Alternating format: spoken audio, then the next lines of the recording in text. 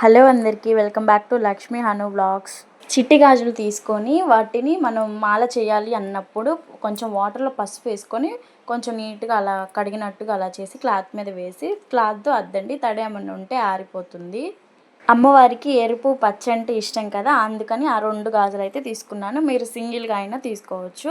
ఇక్కడ ఒక గాజు తీసుకొని వూలుతో 2 ముళ్ళు అయితే వేసుకోవాలి. ఆ గాజు అనేది ఊడిపోకుండా 2 ముళ్ళు అయితే వేసుకొని ఇంకా వీడియోలో చూపిస్తున్న విధంగా ట్రై చేయండి.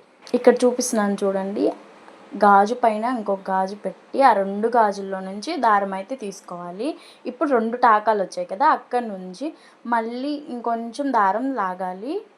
ఇప్పుడు టాకా అయితే పడిపోయింది. ఇప్పుడు కొంచెం టైట్గా లాగితే ముడైతే పడిపోతుంది. టైట్గా వచ్చేసింది. అలాగే మళ్ళీ ఇంకొక గాజు తీసుకొని ఆ 2 గాజుల నుంచి దారం లాగి మళ్ళీ ఇంకో మెలికలాగా వేసుకోవాలి. వీడియోలో చూపిస్తున్నాను చూడండి.